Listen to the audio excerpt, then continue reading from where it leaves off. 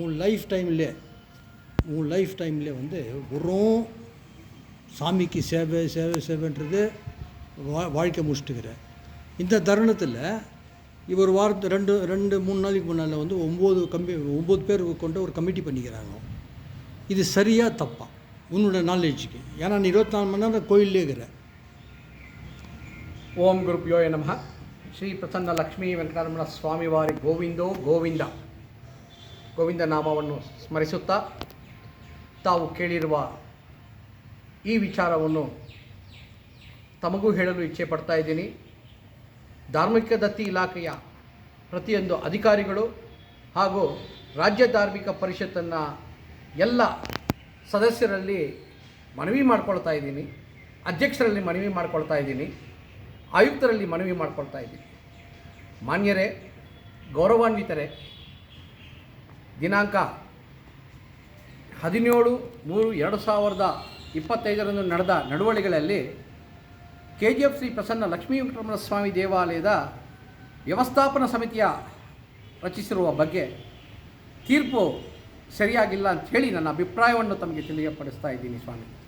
ಅದರಲ್ಲಿ ಒಬ್ಬ ಮುಕುಂದ ಅನ್ನುವವರು, ಶ್ರೀಯುತ ಮುಕುಂದ ಅನ್ನುವವರು ದೇವರೇ ಇಲ್ಲ ಅಂತ ಶಪಥ ಮಾಡಿದ್ದಾರೆ.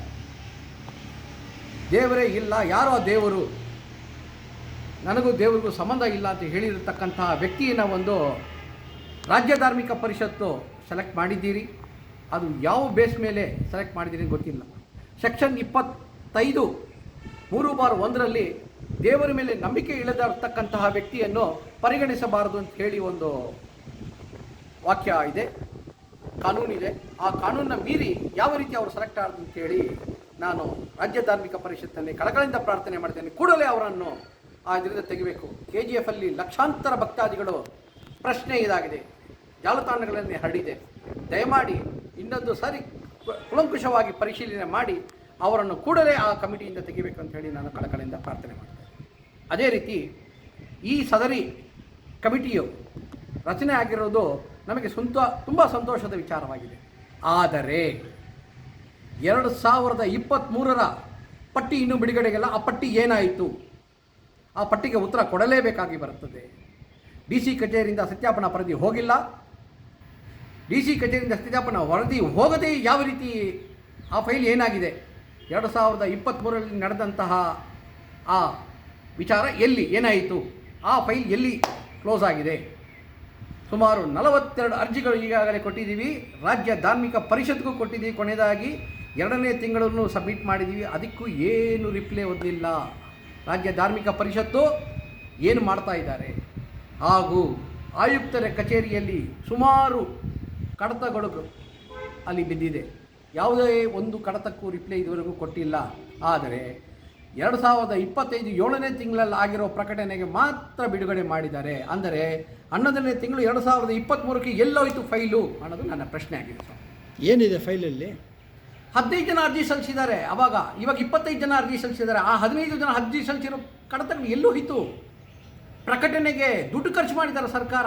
ಪ್ರಕಟಣೆಗೆ ನಾವು ಪೊಲೀಸ್ ವೆರಿಫಿಕೇಷನ್ಗೆ ಹಣ ಕಟ್ಟಿದ್ದೀವಿ, ಮತ್ತು ಡಾಕ್ಟರ್ ಮೆಡಿಕಲ್ ಸರ್ಟಿಫಿಕೇಟ್ ಕೊಟ್ಟಿದ್ದೀವಿ. ಸತ್ಯಾಪನ ವರದಿ ಇಲ್ಲಿಂದ ಪೊಲೀಸ್ ವೆರಿಫಿಕೇಷನ್ ಹೋಗಿದೆ.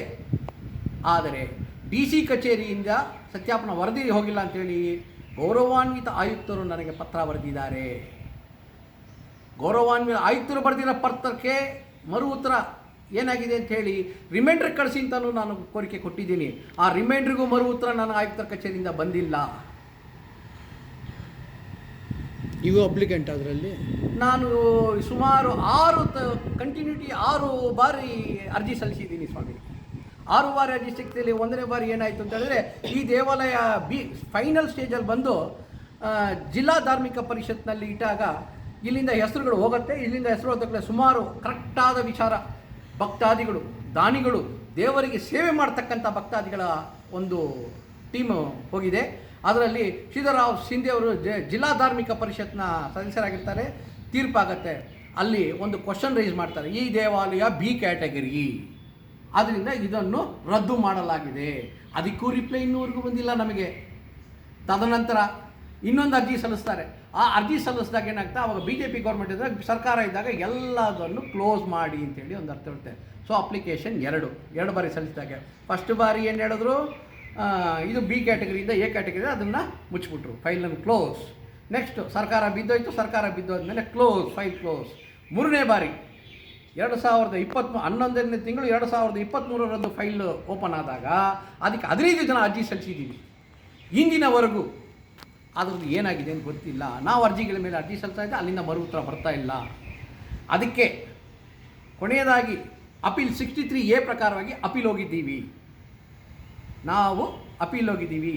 ಅಪೀಲಿಗೆ ನಮಗೆ ಬಂದಿರತಕ್ಕಂಥ ಉತ್ತರ ಏನೆಂದರೆ, ಪ್ರಾಧಿಕಾರದ ನಾವೇ ಡಿಸಿಷನ್ ಕೊಟ್ಟು ಮಾಡೋಕ್ಕೆ ಬರೋದಲ್ಲ, ನೀವು ಮೇಲ್ಮನವಿ ಸಲ್ಲಿಸಬಹುದು ಅಂತೇಳಿ ಒಂದು ಅರ್ಜಿ ಕೊಟ್ಟಿದ್ದಾರೆ. ಆ ಅರ್ಜಿ ಕೊಟ್ಟಾದಮೇಲೆ ನೆಕ್ಸ್ಟ್ 25/7/2025 ಮರುಪ್ರಕಟಣೆ ಮಾಡಿದ್ದಾರೆ. ಮರುಪ್ರಕಟಣೆಯಲ್ಲಿ 25 ಜನ ಅರ್ಜಿ ಸಲ್ಲಿಸಿದ್ದಾರೆ. ಈ ಅರ್ಜಿ ಸಲ್ಲಿಸಿರೋದ್ರಲ್ಲಿ ಪರ್ಟಿಕ್ಯುಲರ್ ಆಗಿ ಒಂದು 8 ಜನ ಮಾತ್ರ ಆಗಿದೆ. ಅದರಲ್ಲಿ ಇನ್ನೂ ಒಳ್ಳೆ ಜನಗಳಿದ್ದಾರೆ, ಇನ್ನೂ ಒಳ್ಳೊಳ್ಳೆ ಭಕ್ತಾದಿಗಳಿದ್ದಾರೆ. ಅದನ್ನು ಕನ್ಸಿಡರ್ ಮಾಡಿಲ್ಲ. ತೀರ್ಪು ಅವರು ತಗೋಬೋದು. ಆದರೆ ಅನ್ಯಾಯವಾಗಿರೋದೇನು, ಪೊಲೀಸ್ ವೆರಿಫಿಕೇಷನ್, ತಾಲೂಕು ದಂಡಾಧಿಕಾರಿಗಳ ವೆರಿಫಿಕೇಷನ್ ಹೋದಾಗ ಮುಕುಂದ ಅನ್ನೋರಿಗೆ ನಾವು ಅರ್ಜಿ ಸಲ್ಲಿಸಿದ್ದೀವಿ. ಏನಂತ, ಮುಕುಂದ ಅನ್ನೋರು ದೇವರೇ ಇಲ್ಲ, ಮತ್ತು ಇನ್ನೊಬ್ಬರು ಹೊರವಲಯದವರು ಉಂಡಿ ಎತ್ಕೊಂಡೋಗಿ ಮನೇಲಿ ಇಟ್ಕೊಂಡಿದ್ದಾರೆ. ಹೆಸರು ಹೇಳಕ್ಕೆ ನನಗೆ ಇಷ್ಟ ಇಲ್ಲ. ಉಂಡಿ ಎತ್ಕೊಂಡು ಅವ್ರ ಹೆಸರು, ಕೆಲವು ರಾಜಕೀಯ ವ್ಯಕ್ತಿಗಳು, ಇದರಲ್ಲೂ ರಾಜಕೀಯ ವ್ಯಕ್ತಿಗಳಿದ್ದಾರೆ, ಈಗಾಗಿರೋದ್ರಲ್ಲೂ ರಾಜಕೀಯ ವ್ಯಕ್ತಿಗಳಿದ್ದಾರೆ. ನಾನು ಹೆಸರು ಹೇಳಲಿಕ್ಕೆ ಇಷ್ಟಪಡಲ್ಲ, ಯಾರ ಮೇಲೂ ಹೇಳಿಲ್ಲ. ಈಗ ಆಗಿರೋದು ಒಳ್ಳೆಯದೋ ಕೆಟ್ಟದೋ.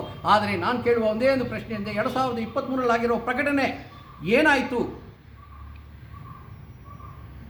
ಅವಾಗ 15 ಜನ ಅರ್ಜಿ ಸಲ್ಲಿಸಿದ್ದಾರೆ. ಆ 15 ಜನದ ಪ್ರಕಟಣೆಗೆ DC ಅವರಾಗಲಿ ಆಯುಕ್ತರ ಕಚೇರಿಯಿಂದಾಗಲಿ ಇದುವರೆಗೂ ಏನೂ ನಮಗೆ ಅದು ಗೊತ್ತಾಗಿಲ್ಲ. ನಾವು ಯಾವಾಗ ಗೊತ್ತಾಯಿತು ನಮ್ಮ ಜೊತೆಗೆ ಕೋಲಾರ ಜಿಲ್ಲೆಯಲ್ಲಿ ಮಾಲೂರಿನ ದೇವಸ್ಥಾನದ್ದು ಪ್ರಕಟಣೆ ಆದ ನಂತರ ನಮಗೆ ಶುರುಕಡುತ್ತು. ಏನು ನಮ್ಮ KGF ಬಿಟ್ಬಿಟ್ಟಿದ್ದಾರೆ, ಯಾಕೆ ಬಿಟ್ಟಿದ್ದಾರೆ ಏನು ಪ್ರಶ್ನಿಸ್ತಾ ಬಂದಾಗ ಅದಕ್ಕೊಂದು ಫೈಲ್ ರೆಡಿ ಮಾಡಿ, ಸುಮಾರು ಇಷ್ಟು ದೊಡ್ಡ ಫೈಲ್ ರೆಡಿ ಮಾಡಿಟ್ಟಿದ್ವಿ. ಈಗ ದಿಢೀರಂತ ನಿನ್ನೆ ನಮಗೆ ಮಾಹಿತಿ ಬಂತು, ಈ ರೀತಿ KGF ಪ್ರಸನ್ನ ಲಕ್ಷ್ಮೀ ವೆಂಕಟರಮಣ ಸ್ವಾಮಿ ದೇವಾಲಯದ ಸದಸ್ಯತ್ವವನ್ನು ಬಿಡುಗಡೆ ಮಾಡಿದ್ದಾರೆ ಅಂತೇಳಿ ತುಂಬ ಸಂತೋಷ. ಆದರೆ ಕಳಕಳಿಂದ ಪ್ರಾರ್ಥನೆ ಏನು ಅಂತ ಹೇಳಿದ್ರೆ, ದೇವರೇ ಇಲ್ಲ ಅನ್ನೋರಿಗೆ ಯಾವ ರೀತಿ ಮಾಡಿದ್ರು? ಆಯುಕ್ತರು ಇದನ್ನು ನೋಡಿದ್ರೆ ಇಲ್ವಾ? ರಾಜ್ಯ ಧಾರ್ಮಿಕ ಅಧ್ಯಕ್ಷರಿಗೆ ಇದು ಮೆಸೇಜ್ ಹೋಗಿದೆಯಾ ಇಲ್ವಾ? ಕೆಳಗಡೆ ಸದಸ್ಯರು 9 ಜನ ಇದ್ದಾರೆ. ಆ 9 ಜನಕ್ಕೆ ಇದೆಲ್ಲ ಗೊತ್ತಿಲ್ಲ. ಅವ್ರಿಗೂ ಕಂಪ್ಲೇಂಟ್ ಬರೆದಿದ್ದೀವಿ. 9 ಜನಕ್ಕೂ ಮೀರಿ ಇದನ್ನು ಮಾಡಿ ಬಂದಿದೆ ಅಂತ ಹೇಳಿದ್ರೆ ಏನು ಕೆಲಸ ಮಾಡ್ತಾ ಇದ್ದಾರೆ, ಏನು ಮಾಡೀತಾ ಇದೆ ಅಂತದ್ದು ಗೊತ್ತಿಲ್ಲ. ನಾನು ಯಾರ ಮೇಲೆ ಹೇಳಿ? ರಾಜ್ಯ ಧಾರ್ಮಿಕ ಪರಿಷತ್ನ ಅಧ್ಯಕ್ಷರ ಮೇಲೆ ಹೇಳಲ್ಲ, ಅಲ್ಲಿರೋ ಸದಸ್ಯರುಗಳು ಸರಿಯಾಗಿ ಫೈಲ್ ನೋಡಿಲ್ಲ. CD ಸಮೇತ ಕೊಟ್ಟಿದ್ದೀವಿ. CD ಸಮೇತ ನಾನು ಫೈಲ್ ಕೊಟ್ಟಿದ್ದೀನಿ. ನನ್ನ ಹೆಸರೇ ಕೊಟ್ಟಿದ್ದೀನಿ. ಘಂಟಾಘೋಷವಾಗಿ ಹೇಳಿಕ್ಕೆ ಬಯಸ್ತಾ ಇದ್ದೀನಿ. ತಪ್ಪು ನಡೀತಾ ಇರೋದನ್ನು ನಾನು ಕೇಳೋದಕ್ಕೆ ಹಕ್ಕಿದೆ.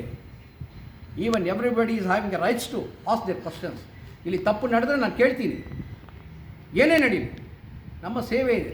ಇಲ್ಲೇ ಮೂಲೆಯಲ್ಲೇ ಹುಟ್ಟು ಬೆಳೆದಿದ್ದು. ಜಸ್ಟ್ ಇಲ್ಲಿಂದ 20 ಅಡಿಯಲ್ಲಿ ನಾನು ಹುಟ್ಟು ಬೆಳೆದಿದ್ದು. ಸ್ಥಳೀಯ ನಾನು. ಮಾನ್ಯರೇ, ಗೌರವಾನ್ವಿತರೇ, ನಿಮ್ಗೆ ಹೇಳಕ್ಕೆ ಏನು ಬಯಸ್ತಾ ಇದ್ದೀನಿ, ಅಧಿಕಾರಿಗಳೇ, ನಾನು ಸ್ಥಳೀಯ ಇನ್ನೊಂದು ಅರ್ಜಿ ಸಲ್ಲಿಸಿದ್ದೇನೆ. ನನಗೆ ಕೌಂಟರ್ ಯಾರೂ ಇಲ್ಲ. ಸ್ಥಳೀಯ ಅನ್ನೋ ಜಾಗದಲ್ಲಿ ಯಾರೂ ಅರ್ಜಿ ಸಲ್ಲಿಸಿಲ್ಲ. ಅದನ್ನು ಕಡೆಗಣಿಸಿದರು ಯಾರು? ಯಾಕೆ ಇದನ್ನು ಸ್ಕ್ರೂಟ್ನಿ ಮಾಡಿಲ್ಲ? ಅಂದರೆ ರಾಜ್ಯ ಧಾರ್ಮಿಕ ಪರಿಷತ್ನ ಅಧ್ಯಕ್ಷರು, ಸದಸ್ಯರುಗಳು, ಕಾರ್ಯದರ್ಶಿಗಳು ಇದನ್ನು ಪರಿಶೀಲನೆ ಮಾಡಿದ್ರೆ ಹಂಗೆ ಪರಿಶೀಲನೆ ಮಾಡಿದ್ರೆ ಇಲ್ಲ ಹಂಗೆ ಮಾಡಿದ್ರು, ಬ್ಲ್ಯಾಂಕಾಗಿ ಬ್ಲೈಂಡಾಗಿ ಮಾಡಿದ್ರೆ ಅನ್ನೋದು ನನ್ನ ಪ್ರಶ್ನೆ ಆಗಿದೆ. ಈಗ 6 ಸತಿ ನಿಮಗೆ ಮಿಸ್ ಆಗಿದೆ. 4 ಸತಿ. ನೆಕ್ಸ್ಟ್ ಮೂವ್ ಏನಿದೆ ನಿಮಗೆ? ನೆಕ್ಸ್ಟ್ ಮೂವು ದೇವ್ರು ಏನು ಹೇಳ್ತಾರೋ ಅದು ತೀರ್ಪು ಅವ್ರು ಕೊಡಬೇಕು. ನನಗೇನು ಶಕ್ತಿ ಕೊಡ್ತಾರನ್ನು ನೋಡೋಣ, ಕಾದು ನಿಂತು ನೋಡೋಣ. ಈಗ ಈ ವಿಚಾರವಾಗಿ ನೀವೇನಾದರೂ ಮುಂದಿನ ಕ್ರಮ ಕೋರ್ಟ್ಗೆ ಹೋಗೋದು ಇಲ್ಲ ಸ್ಟೇ ತರೋದು ಆ ಥರ ಏನಾದರೂ ಯೋಚನೆ ಮಾಡಿದ್ದೀರಾ? ಸದ್ಯಕ್ಕೆ ಅದರ ಬಗ್ಗೆ ಏನು ಯೋಚನೆ ಇಲ್ಲ. ದೇವರು ನನ್ನ ಬುದ್ಧಿಶಕ್ತಿನ ಹೆಂಗೆ ಕರ್ಕೊಂಡು ಹೋಗ್ತಾರೋ ಅದ್ರ ಮೇಲೆ. ಆದರೆ ಒಂದು ಮಾತ್ರ ಹೇಳಿಕ್ಕೆ ಬಿಡ್ತೀನಿ, ಸ್ಥಳೀಯ ಅನ್ನೋ ಸ್ಥಾನದಲ್ಲಿ ನಾನೊಬ್ಬನೇ ಅರ್ಜಿ ಸಲ್ಲಿಸಿರೋದು. ಆ ಸ್ಥಳೀಯ ಅನ್ನೋ ಸ್ಥಾನದಲ್ಲಿ ಯಾರು ಸಾಮಾನ್ಯ ಹಾಕೊಂಬಂದಿಟ್ಟಾಗತ್ತಾ? ಕಾನೂನು ರೀತಿಯಲ್ಲಿ ಅದನ್ನು ನೋಡಬಾರ್ದು. ಅಧಿಕಾರಿಗಳು, ಸದಸ್ಯರುಗಳು ಅದನ್ನು ನೋಡಬಾರ್ದಾ? ಇಡೀ KGF ಅಲ್ಲಿ 25 ಜನ ಅರ್ಜಿ ಸಲ್ಲಿಸಿದ್ದಾರೆ. ಈ ಸಾರಿ, ಹಿಂದಿನ ಸಾರಿ ಅಲ್ಲ, ಈ ಸಾರಿನೂ ಸ್ಥಳೀಯ ಅಂತಲೇ ಹಾಕಿದ್ದೀನಿ, ಹಿಂದಿನ ಸಾರಿನೂ ಸ್ಥಳೀಯ ಅಂತಲೇ ಹಾಕಿದ್ದೀನಿ. ಯಾಕಂದರೆ ಸ್ಥಳೀಯ ಇಲ್ಲಿ ಹುಟ್ಟು ಬೆಳೆದವನು, ಈ ದೇವಸ್ಥಾನದಲ್ಲಿ ಜಸ್ಟ್ 20 ಅಡಿಯಲ್ಲಿ ಹುಟ್ಟು ಬೆಳೆದವನು. ಪ್ರತಿಯೊಂದು ವಿಚಾರವೂ ನಮಗೆ ಗೊತ್ತಿದೆ, ಏನು ನಡೀತಾ ಇದೆ, ಎಲ್ಲಿ ಹೆಂಗೆ ಹೋಗುತ್ತೆ, ಏನು ನಡೀತಾ ಅಂತ ಹೇಳಿ. ಇದೇ ಇಲ್ಲ ಸ್ವಾಮಿಗಳೇ, ನಮ್ಮ ತಂದೆ, ನಮ್ಮ ತಾತ, ಮುತ್ತಾತರ ಕಾಲಗಳಿಂದ ನಮಗೆ ದೇವರ ಸೇವೆಗೆ ದೇವರು ಶಕ್ತಿ ಕೊಟ್ಟಿದ್ದಾರೆ. ದೇವರ ಸೇವೆಯಲ್ಲಿ ನಾವು ಯಾವಾಗ ಇರ್ತೀವಿ, ನಾವು ಕಮಿಟಿ ಮೆಂಬರ್ ಇರಲಿ ಇಲ್ಲದೆ ನಮ್ಮ ಸೇವೆ ಮಾತ್ರ 24/7 ಆ ಶ್ರೀಮನ್ನಾರಾಯಣನಿಗೆ KGF ಶ್ರೀ ಪ್ರಸನ್ನ ಲಕ್ಷ್ಮೀ ವೆಂಕಟರಮಣ ಸ್ವಾಮಿ ದೇವಾಲಯಕ್ಕೆ ನಾವು ಸೇವೆಯಲ್ಲಿ ತೊಡಗಿರ್ತೀವಿ. ಆದರೆ ಇನ್ನೊಂದು ಮುಖ್ಯವಾದ ವಿಚಾರ ತಮ್ಮ ಗಮನಕ್ಕೆ ಬಯಸ್ತಾ ಇದ್ದೀನಿ. ದೇವಸ್ಥಾನದ ದಾನ ನೀಡ್ತಕ್ಕಂಥವರು, ಬಿಲ್ಡಿಂಗ್ ಕಟ್ಟಿಕೊಟ್ಟಿರ್ತಕ್ಕವರು, ಸೇವೆ ಮಾಡ್ತಕ್ಕಂಥವ್ರು, ಬ್ರಹ್ಮೋತ್ಸವ ಇಂದು ತಿರುಪತಿ ತಿರುಮಲ ಎಂದು ಹೆಸರುವಾಸಿಯಾಗಿರ್ತಕ್ಕಂತಹ KGF ಶ್ರೀ ಪ್ರಸನ್ನ ಲಕ್ಷ್ಮೀ ಸ್ವಾಮಿ ದೇವಾಲಯ ಉತ್ಸವದಾರರಿಂದ ಅವರು ಯಾರ್ದಾದ್ರೂ ಒಬ್ಬರನ್ನ ಪರಿಗಣಿಸಿದಾರಾ? ಅವ್ರನ್ನ ಕರೆದು ಕೇಳಿದಾರಾ? ಇಲ್ಲ. ಒಂದು ಸಭೆ ನಡೆಸಿದಾರಾ? ಈ ರೀತಿ ಮಾಡಬೇಕು ಅಂತಿದ್ದೀವಿ, ಯಾರಾದರೂ ಇಚ್ಛಿತರು ಮುಂದೆ ಬನ್ನಿ. ಇದು ಎಷ್ಟು ಮನಸ್ಸನ್ನು ನೋವು ಉಂಟು ಮಾಡುವ ಒಂದು ವಿಚಾರ. ಆ್ಯಸ್ ಎ ಭಕ್ತಾದಿಯಾಗಿ ಹೇಳ್ತಾ ಇದ್ದೀನಿ, ಯಾರ ಮೇಲೂ ನಮಗೆ ಯಾವ ರೀತಿಯ ತೊಂದರೆ ಇಲ್ಲ. ವ್ಯವಸ್ಥಾಪನ ಸಮಿತಿ ಆಗಿದೆ, ತುಂಬ ಸಂತೋಷ. ಒಳ್ಳೆ ಕೆಲಸಗಳು ನಡೀತಾ ಇದೆ, ತುಂಬ ಸಂತೋಷ. ನಿಮ್ಮ ಮೇಲೆ ಏನಾದ್ರು ಪರ್ಸ್ನಲ್ ಗ್ರಡ್ಜಸ್ ಇದೆಯಾ? ದೇವರ ಇಚ್ಛೆ, ಅವರೇ ಹೇಳಬೇಕು. ಏನು ಇಚ್ಛೆ? ನಾನು ಯಾರನ್ನೂ ನಿಮ್ಮನ್ನು ಬೈದಿಲ್ಲ, ಅವ್ರನ್ನೂ ಬೈದಿಲ್ಲ, ಯಾರನ್ನೂ ಬೈದಿಲ್ಲ. ನನ್ನ ಮೇಲೆ ಪರ್ಸನಲ್ ಗ್ರಡ್ಜ್ ಎಲ್ಲಿದ್ದ ಬರುತ್ತೆ? ದೇವರ ಸ್ಥಾನದಲ್ಲಿ ತಪ್ಪು ನಡೆದು ಕೇಳೋದು ತಪ್ಪೇ? ತಪ್ಪಿಲ್ಲ. ಅನುಮತಿ ಪಡೆಯದೆ 15 kg ಬೆಳ್ಳಿ ತೊಗೊಂಡೋಗೋದು ತಪ್ಪೇ? 15 ಲಕ್ಷ ಅನ್ನವೇಲೆ ಸೆಲ್ಫ್ ವಿಡ್ರಾಲ್ ಮಾಡಿರೋದು ತಪ್ಪೇ? ಈಗ ಅವ್ರು ತೀರೋಗಿದ್ದಾರೆ, ಅವ್ರ ಬಗ್ಗೆ ಮಾತಾಡೋದು ಬೇಡ. ಉಂಡಿ ಕಳ್ಳತನ ಆಗಿರೋದು ತಪ್ಪೇ? ನನ್ನ ಮೇಲೆ ದೂರುಗಳನ್ನು ತಗೊಂಡೋಗಿ ಕೊಡ್ತಾರೆ. ಏನು ಈ ಪ್ರಶ್ನೆ ನಾನು ಕೇಳಿದ್ದಕ್ಕೆ ಅಂದರೆ ಕೇಳಬಾರ್ದು, ಏನು ಕೇಳಬಾರ್ದು. ಈ ದೇವಸ್ಥಾನದಲ್ಲಿ ರಾಜಕೀಯ ಇರಬಾರ್ದು ಅಂತ ಹೇಳಿ ನಾನು ಕಳಕಳಿಯಿಂದ ಪ್ರಾರ್ಥನೆ ಮಾಡ್ತಾ ಇದ್ದೀನಿ. ಶ್ರೀ ಪ್ರಸನ್ನ ಲಕ್ಷ್ಮೀ ವೆಂಕಟರಮಣ ಸ್ವಾಮಿ ಮುಂದೆ ಯಾರು ದೊಡ್ಡವರಲ್ಲ. ಇಲ್ಲಿ ರಾಜಕೀಯ ಮಾಡ್ತಾ ಇದ್ದರೆ ಏನು ನಡೆಯಲ್ಲ.